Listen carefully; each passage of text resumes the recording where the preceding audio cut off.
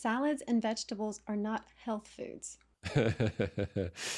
Yeah. So this is a man who says sugar is a superfood, right? So most salads and all the rest of it are pretty low in calories or glucose, right? They are pretty high in fiber, and they will tend to feed the bacteria in your intestines. And when you feed the bacteria in your intestines, from Dr. Peat's perspective, that's not a good thing. They produce more endotoxin. They probably produce more serotonin and other things which are ultimately detrimental to you. They're also difficult to suggest. I remember when digest. I remember when my colonic hydrotherapist training, the colonic hydrotherapist teacher who'd been doing it for over 30 years, he basically said something similar to me. He said, all of that stuff goes straight through you, like you as in all of you. It's completely pointless eating it. That was from his perspective. So that's another reason. But I included a Ray Peat quote that I think very quickly sums up what his issue with it was. Yes, he says, for example, lettuce is, if you eat it in a salad, it's going to be an ideal bacteria food. So if you have a tough intestine, you can stand the growth of the bacteria. But if you're at all prone to inflammation, then lettuce or other undercooked vegetables are going to feed the bacteria that produce bowel inflammation. And so overcooked vegetables are actually more nutritious than raw or partly cooked vegetables. An experiment with rats showed that even rats can't live on raw vegetables as an exclusive diet. That's interesting. But they thrived on canned vegetables that are overcooked, which would be like the total opposite. You think, okay, yes, let's grab those fresh veggies, or the tin can that's been there and it's going to be, the expiry date's like 4 years from now. It's a little out there. Yeah, this is actually a controversy that goes back a long time, I would say. So if we look at, say, Chinese medicine going back a long time, they would very much agree with this. They were not keen on raw food. They would consider it to be weakening the qi, which is the equivalent of metabolism. They would say it's hard to digest. They would say it's low in nutrition. Now, where does the idea come from that any of these things are actually good for us in that case? Because until recently, this was not mainstream, right? It's interesting when they look at, they don't have a huge amount of information on this, but when they look at what a lot of our ancestors ate, they noticed that a lot of them actually avoided vegetables at all cost. They, vegetables, certainly including salads, they saw this as something that aggravated the system, like filled you up without giving you actual calories that you need. So it's like a filler. They would consider it, like a thing to eat instead of soil if you're literally starving to kind of make you feel full, as opposed to actually something that's providing you with a lot of nutrition. So where does the idea come from that it's high in nutrition?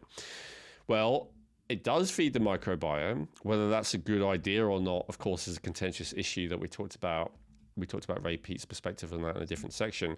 It does contain water, a high amount of water. This is something that, is potentially beneficial to get your water from that source.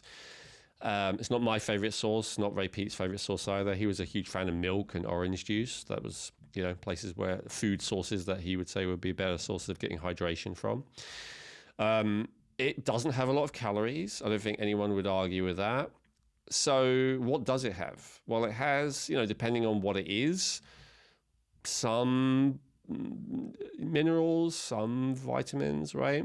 But if you compare, say, the nutritional profile of 100 grams of grains versus beans, versus, well, let's say a random grain, a random bean, a random piece of meat, a random piece of dairy, a random fruit, the vegetable would have the lowest level overall of nutrients by far. And so I would say that why they came to be considered as beneficial is probably similar to the idea of why it came to be considered beneficial to have a slow metabolism, right? Like, this is filler food. It's not going to make you gain weight. It's going to make you feel satiated and full. It has certain plant compounds in there that were argued to be effective and actually good for you. But I think that was actually secondary to the original impulse of just it being like a filler that would fill you up and provide water, but without giving you calories, because you're overweight and you want to lose weight, don't you? And you don't want calories. So therefore, just eat a bowl full of lettuce and and that will help you lose weight. I think that was a lot of like how it actually became popularized in the first place. So yeah, the idea that even rats can't do well on raw vegetables is interesting. I used to be a raw vegan for a couple of years, so I'm very familiar with that, eating uncooked plant food only. And it is true, it did wreak havoc on my digestion, and it was not great in a lot of ways, I would say, for me personally, though I understand everyone is different. Yeah, so I think the feeding of the microbiome plus the lack of actual calories is really the key elements of it as to why Dr. Peat would say it's not healthy. And these days, I have to say, from my practical experience, I would kind of agree with him. Oh yeah, so where does it come from? So other than that, like other than it just being filler that helps you lose weight, I think it comes from the idea of the electrical potential. So a lot of people might be screaming at me like right now, like, Elwin, that's nonsense. It's about energy, you know? And Dr. P was all about energy. So free electrons especially. So it's true that if you take like a living plant, let's say before you even cut it down or pluck it or whatever, and you measure the living electrical potential of it, it's got a lot. And then by the time you boil it for hours and leaving it in a tin can for 2 years, it's got none, right? And so from that point of view, they would say, well, look, you want to increase your energy. This is more the Ayurvedic perspective, although actually they don't necessarily recommend a lot of raw food, but they do depending on your constitution, as they call it. But this idea of sattva, rajas, and tamas. So there's 3 different kind of modes in the universe, and it relates to foods. So tamas is like dead, old food. They were definitely against that. Raja is more stimulating food, which can give you energy, but is also kind of like makes you overly agitated. That's more like spicy food, meat, stuff like that. And then sattva was like the pure high energy food, and that might be correlated more with, you know, like mild plant foods, like say salads, whether cooked or not. And so I think that's where it comes from. And so if you believe that, if that's your fundamental perspective, then it makes sense that you eat those kind of foods and you consider them health food. The challenge is, though, that they are difficult to digest. So I go back to my experience with the colonic hydrotherapist, right? A lot of the time they just go straight through you. The only thing eating them, the only thing getting any nutrient out of them is not you.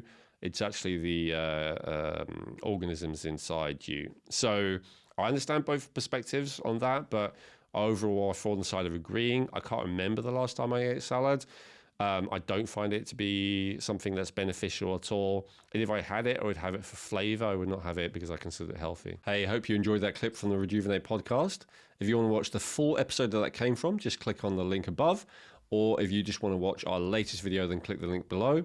And make sure you subscribe to the channel and like the video. Thank you.